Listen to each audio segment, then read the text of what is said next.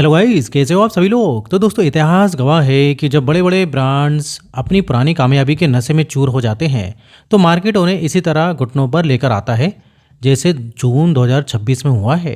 किसने सोचा था कि भारत में हर महीने सबसे ज़्यादा गाड़ियां बेचने का घमंड रखने वाली कंपनी एक ही झटके में 40,000 से ज़्यादा सेल्स खो देगी और नंबर 2 की गद्दी पर बैठी टाटा मोटर्स के पीछे महिंद्रा इस तरह हाथ धोकर पड़ेगी कि दोनों के बीच सिर्फ एक मामूली सा फासला बचेगा। पिछले महीने ने पूरे कार बाजार के पुराने नियमों को तोड़ दिया है। 15 में से सिर्फ 6 कंपनियों की बिक्री गिरी है, लेकिन उन सभी झटकों ने बाजार का पूरा नक्शा ही बदल दिया है। आज हम पिछले महीने सबसे ज़्यादा गाड़ियां बेचने वाले सभी कार ब्रांड्स की बात करेंगे। डूबते जहाज को बचाना अब शायद मुश्किल हो गया है। 15वें नंबर पर जीप है, जिसने जून में सिर्फ 257 गाड़ियां बेची हैं। ये मई महीने की 239 यूनिट्स के मुकाबले 7% की मामूली बढ़त है, लेकिन एक प्रीमियम एसयूवी ब्रांड के लिए ये मार्केट शेयर ना के बराबर है। ये नंबर इसलिए इतना खराब है क्योंकि भारी डिस्काउंट्स के बाद भी लोग शोरूम तक नहीं आ रहे। इनका कंपास मॉडल ही सबसे ज़्यादा बिकता है, लेकिन अब वह काफ़ी पुराना लगने लगा है। आने वाले समय में अगर कोई नया और सस्ता मॉडल नहीं आया तो हालत और ख़राब होंगे। सेगमेंट में बाकी गाड़ियां बहुत आगे निकल चुकी हैं और जीप का पुराना रुतबा अब खत्म हो रहा है। अब बात करते हैं उस डार्क हॉर्स की जिसको सबने हल्के में लिया था। 14वें नंबर पर है सिट्रोइन, जो कि पिछले महीने 741 गाड़ियां पिछले महीने इसने बेची हैं। और दोस्तों, मई 2026 के 525 यूनिट्स के मुकाबले ये 41% की ग्रोथ जरूर है, लेकिन ओवरऑल नंबर्स अभी भी बहुत कमज़ोर है। ये ग्रोथ इसलिए आई है क्योंकि कंपनी ने अपनी C3 और एयर क्रॉस पर भारी प्राइस कट किया है। लोग बेस वेरिएंट ज़्यादा खरीद रहे हैं क्योंकि वह सस्ता पड़ता है। और टीयर 2 शहरों में डीलर्स कोशिश कर रहे हैं, लेकिन कस्टमर्स का भरोसा भी बना नहीं। इनके सामने सबसे बड़ा खतरा टाटा और मारुति की सबसे सस्ती गाड़ियां हैं जो ज़्यादा फीचर्स दे रही हैं। इलेक्ट्रिक मार्केट में एक साइलेंट किलर धीरे धीरे ऊपर आ रहा है। अब 13वें नंबर पर है BYD, जिसने पिछले महीने 868 यूनिट्स बेचे हैं। मई में इन्होंने 686 गाड़ियाँ बेची थीं और अब 26% की सॉलिड ग्रोथ दिखाई है।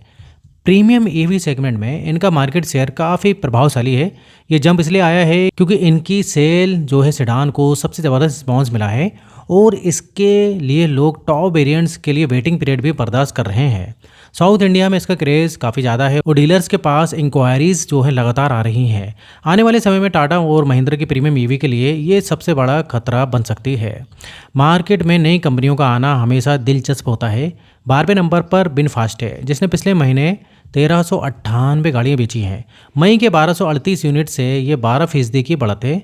इलेक्ट्रिक सेगमेंट में ये नई एंट्री है और ये नंबर शुरुआती एक्साइटमेंट की वजह से आया है। लोग इनके बेस मॉडल्स की तरफ ज़्यादा जा रहे हैं क्योंकि वहाँ प्राइसिंग एग्रेसिव रखी गई है। फिलहाल ये कुछ ही बड़े शहरों में मौजूद है और डीलर्स का फीडबैक मिला जुला है। इनके सामने सबसे बड़ा चैलेंज अपनी आफ्टर सेल सर्विस को साबित करना है, क्योंकि राइवल्स पहले से सेट है। सिर्फ 2 कार्स के भरोसे कितने दिन कंपनी चल सकती है, ये एक बड़ा सवाल है। 11वें नंबर पर है निसान, जिसने पिछले महीने 3,600 गाड़ियां बेची हैं। वहीं के 2,948 यूनिट्स के मुकाबले ये मुश्किल से 2% की बढ़त है। कॉम्पैक्ट एसयूवी सेगमेंट में इनका मार्केट शेयर लगातार सिकुड़ रहा है। ये नंबर सिर्फ और सिर्फ मैग्नाइट की वजह से है, जिसका XV वेरिएंट सबसे ज़्यादा बिकता है। टीयर 3 शहरों में डीलर्स इसे भारी डिस्काउंट पर निकाल रहे हैं। निसान के लिए अगला महीना बहुत भारी पड़ने वाला है क्योंकि नई गाड़ियों के लॉन्च से इसकी सेल और टूटेगी। रेनो और किया के मुकाबले ब्रांड बहुत पीछे है। अब इसके पार्टनर ब्रांड की हालत देखते हैं। ये एक क्लासिक केस है कि कैसे पुराने मॉडल्स आपको पीछे धकेल देते हैं। 10वें नंबर पर रेनो है, जिसने पिछले महीने 4063 गाड़ियाँ बेची हैं। मई में 4113 यूनिट्स बिके थे, जिसका मतलब है 1% की हल्की गिरावट। बजट सेगमेंट में कभी इनका दबदबा था, लेकिन अब मार्केट शेयर बहुत कम है। सेडान मार्केट का राजा अब एसयूवी के सामने बेबस नजर आ रहा है। 9वें नंबर पर होंडा है, जिसकी सेल जून में 5243 यूनिट्स थी। अब मई के 5111 के मुकाबले ये सिर्फ 2.5% की ग्रोथ है। मिड साइज एसयूवी और सेडान सेगमेंट में इनका शेयर अब पहले जैसा नहीं रहा। ये मामूली बढ़त एलिवेट की सेल्स की वजह से है, जिसका ZX वेरिएंट लोग पसंद कर रहे हैं।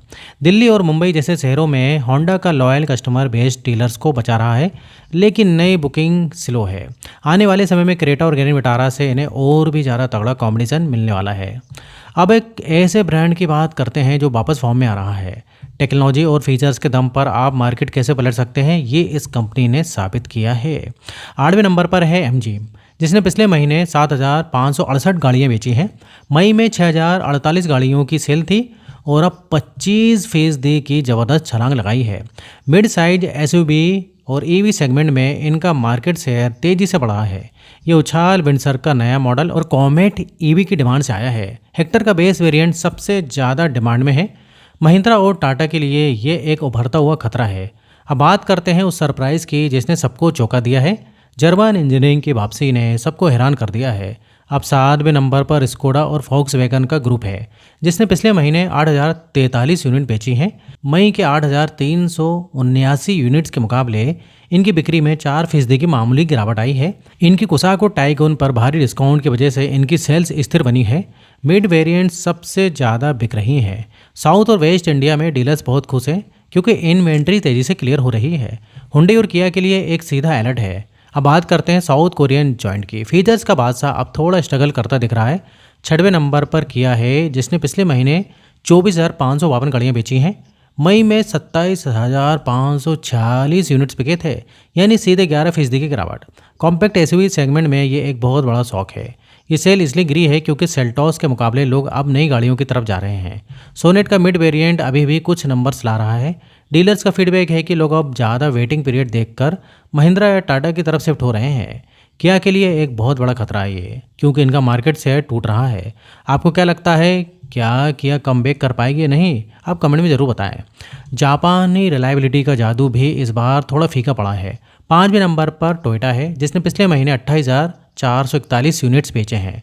मई के 30,574 यूनिट्स के सामने ये 7% की गिरावट है। प्रीमियम एमपीवी सेगमेंट में ये अभी भी किंग है, लेकिन नंबर्स कम हुए हैं। ये गिरावट इसलिए है क्योंकि इनोवा हाई क्रॉस की सप्लाई चेन में कुछ इशूज़ आए हैं। फॉर्च्यूनर और अर्बन क्रूजर हाई राइडर के टॉप वेरिएंट्स अभी भी डिमांड में हैं।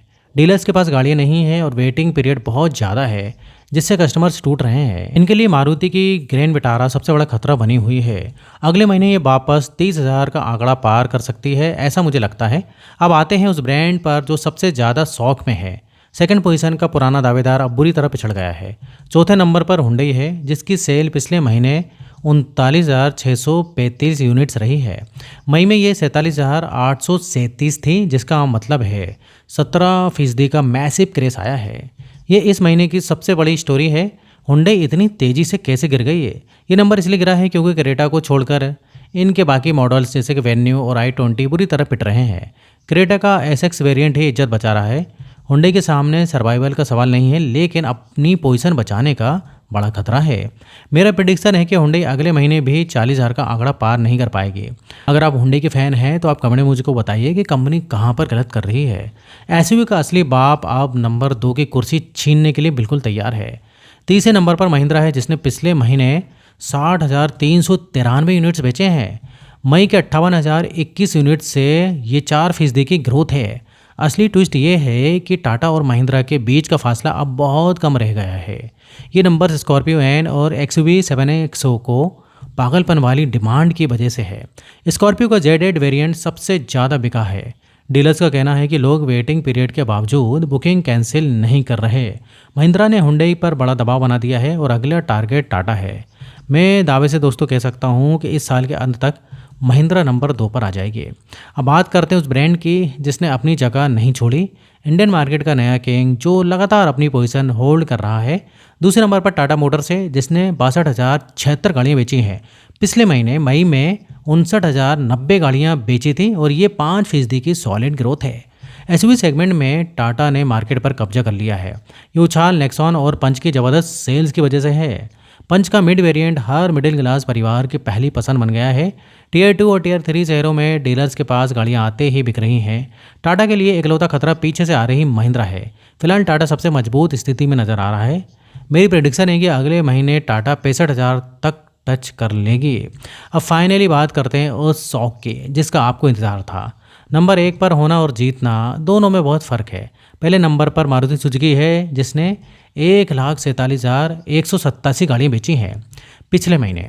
अब नंबर सुनकर आप खुश मत होइए, क्योंकि मई में इन्होंने 1,90,337 गाड़ियाँ बेची थी।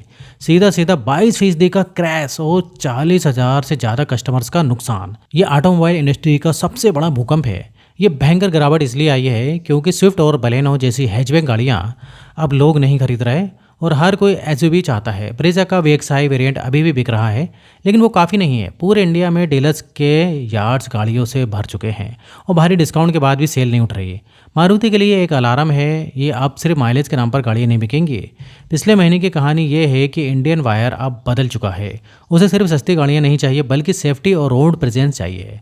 जो कंपनी डिस्काउंट के भरोसे बैठी है वो ख़त्म हो जाएगी, और जो फीचर्स और सेफ्टी देगी वो राज करेगी।